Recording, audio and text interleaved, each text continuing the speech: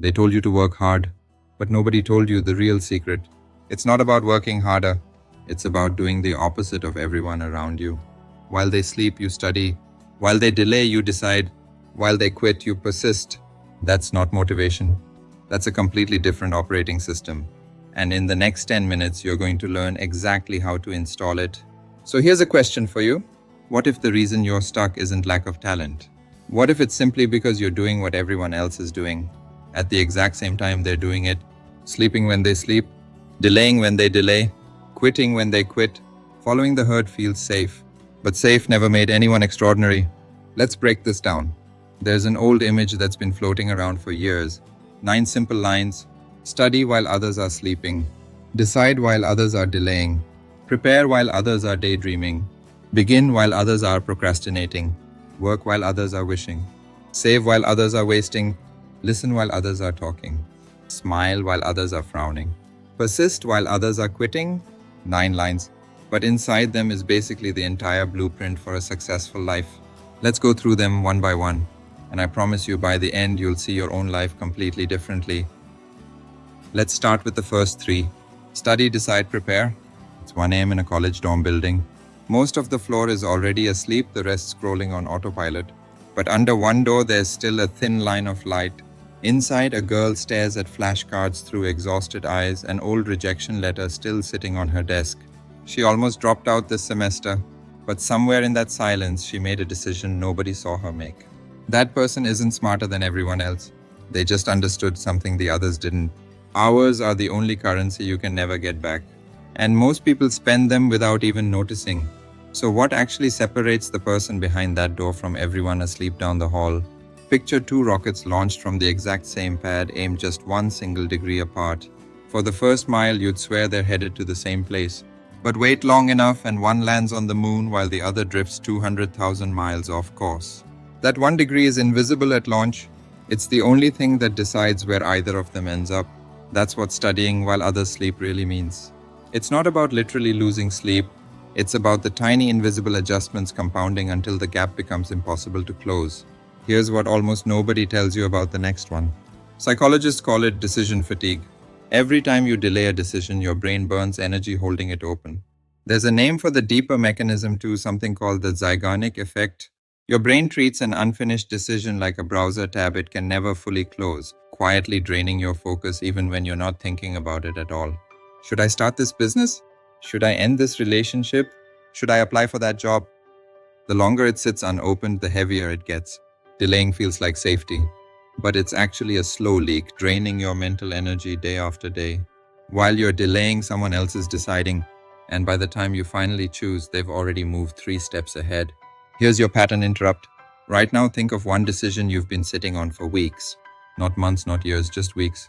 That hesitation you're feeling right now, that's the exact same hesitation everyone around you is also feeling. Which means the moment you decide, you've already separated yourself from 90% of people. But deciding is only half the equation. What you do in the silence before anyone notices matters just as much. While others daydream about the result, winners obsess over the process. Daydreaming feels good, it releases dopamine, it feels like progress. But it's a trap. Your brain can't always tell the difference between imagining success and actually working toward it.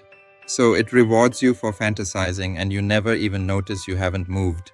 Preparation is boring. It's spreadsheets, it's practice reps, it's reading the manual nobody wants to read. But preparation is the toll you pay before the results show up. Here's the lesson from all 3 of these. Study, decide, prepare. They're not glamorous. Nobody claps for you doing them. But they are the quiet architecture behind every visible success story you've ever admired. So if the first 3 are about the mind, what happens when it's time to actually move? Begin, work, safe. 2 people, the same idea, the same year. One keeps waiting for the right time. More savings, more confidence, more free time. The other starts today with what he has, even if it's messy, even if it's embarrassing.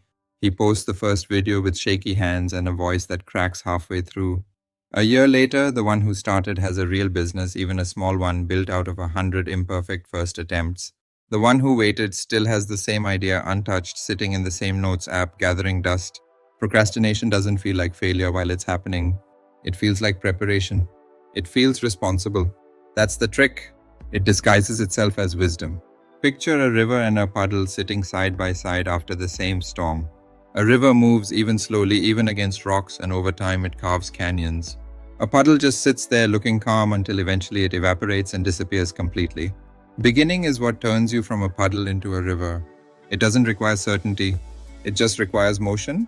But starting is one thing. Staying in motion when nobody's clapping is another thing entirely. Stop for a second because this next part flips something you've probably believed your whole life. You've been told that motivation comes first and action follows. Feel inspired, then go do the thing. But people who actually study behavior change have found the opposite is closer to the truth. Motivation doesn't create action, action creates motivation. The feeling you're waiting for on the couch is actually waiting for you on the other side of the first rep. You don't wait to feel ready, you act your way into feeling ready. While others wish for a different life, some people quietly build one. Wishing feels productive because it's emotionally engaging. You picture the car, the house, the freedom. But wishing burns calories your effort should be burning. Neuroscience shows that fantasizing about a goal can actually lower your motivation to pursue it, because your brain gets a small hit of satisfaction just from imagining it. Work is different. Work is uncomfortable, work is unglamorous, work doesn't care how you feel about it that day. But work is the only one of the two that actually changes your bank account, your body, your future. Here's your pattern interrupt. Ask yourself honestly, in the last week, how much time did you spend wishing for a better life? And how much time did you spend actually building one? If those numbers feel uneven, that's not shame, that's just information. And information is the first step to change. There's one more habit hiding in plain sight, and it might be the most invisible one on this list. While others waste, disciplined people save not just money, time, energy, attention.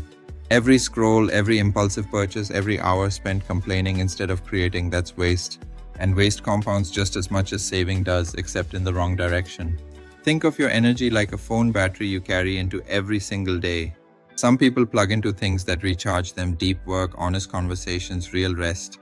Others plug into things that drain them: endless scrolling, gossip, comparison. By the end of the day, one person still has 40% left to build something meaningful. The other is running on empty, wondering why they never get anywhere. Lesson from the second set: begin, work, save. None of these require permission. None of these require luck. They only require you to stop waiting for motivation and start acting anyway. Now here's the part most people skip past, and it might be the most important set of all. Listen, smile, persist. This one's less about productivity and more about character. While others talk, some people listen. Talking feels good because it centers you. Listening feels harder because it centers someone else. But here's what most people miss.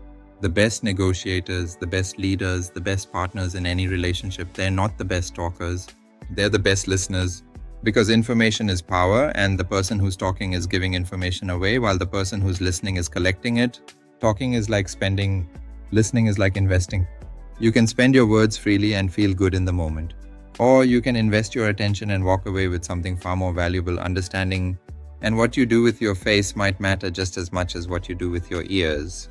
While others frown, some people choose to smile even when life gives them every reason not to. This isn't about faking happiness. It's about recognizing that your emotional state is contagious to yourself and to everyone around you.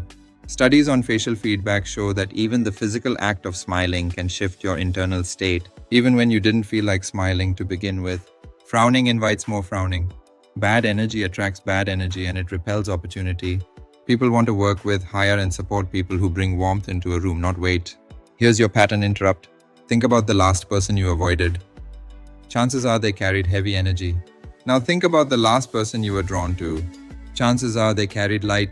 You get to choose which one you are for other people starting today. And then there's the one trait that decides whether any of this actually adds up to something. While others quit, some people simply refuse to stop. Quitting feels like relief in the moment. The pressure lifts, the discomfort ends, and your brain rewards you for escaping pain. But persistence works differently.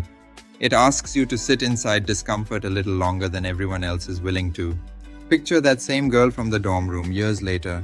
She's standing backstage before the biggest presentation of her career, hands shaking, mouth dry, the noise of the crowd bleeding through the curtain. She almost quit this path more times than she'd ever admit out loud. There was a night she sat alone on a bathroom floor at 2 a.m. The same kind of rejection letter she once kept on her desk, now glowing on her phone screen, and she genuinely believed she wasn't built for this. She cried until she couldn't tell if she was angry or just exhausted. but she went back to her desk the next morning anyway. Not because she felt ready, because quitting was no longer who she was. And here's something counterintuitive most people never realize. Quitting feels like relief in the moment, but relief isn't the same thing as peace. Comfort is not the reward for hard work. Comfort is the reason most people never get the reward. And that's the moment this whole video has been building toward. Talent didn't get her here. Talent just got her a seat at the starting line. It was the sheer refusal to stop that walked her across the finish line. Here's the truth almost nobody says out loud. Most success isn't about being the most talented person in the room. It's about being the last one still standing when everyone else has walked away. Say that back to yourself for a second. You don't need to be the most talented person in the room, you just need to be the one who refuses to leave it. Talent gets you in the game. Persistence decides whether you're still playing 5 years later. Here's what ties these last three together. Listen, smile, persist. These aren't skills you're born with. They're choices you make over and over, especially on the days nobody's watching. Now here's where I want you to close your eyes for a second if you can, or just imagine this clearly. Picture yourself 1 year from now. You studied while others slept. You decided while others delayed. You began while others waited. You worked while others wished. You listened while others talked. You persisted while others quit. Now look at that version of you. Notice their bank account looks different, their body looks different, their relationships feel deeper and calmer. But notice something else too, something bigger than any of that. Notice how they carry themselves when they walk into a room. Notice they no longer flinch at hard conversations, no longer shrink to make others comfortable, no longer wait for permission to want more. That's not a person with a better resume. That's a completely different person. Their mind is quieter because they're no longer haunted by the question, what if I had just started? That version of you isn't just someone who achieved more. That version of you is someone who finally stopped negotiating with their own potential. And that version of you is not a fantasy. That version of you is a decision away, made today, made right now in this exact moment. The only difference between that person and the one watching this video isn't luck, isn't talent, isn't timing. It's 9 simple choices repeated daily until they stop being choices and start being who you are. The world won't remember what you almost did. It will only remember what you refuse to stop doing. So here's what I want you to do. Pick just one line from this list. Just one. Study, decide, prepare, begin, work, save, listen, smile, or persist. And commit to living that one line for the next 24 hours. Not perfectly, just intentionally. Comment that one word below right now so you're publicly committed to it. Because the people who write it down are the people who actually follow through. If this video shifted something in you even slightly, hit subscribe. Because this channel exists for exactly this reason, to help you become the version of yourself that future you will thank you for.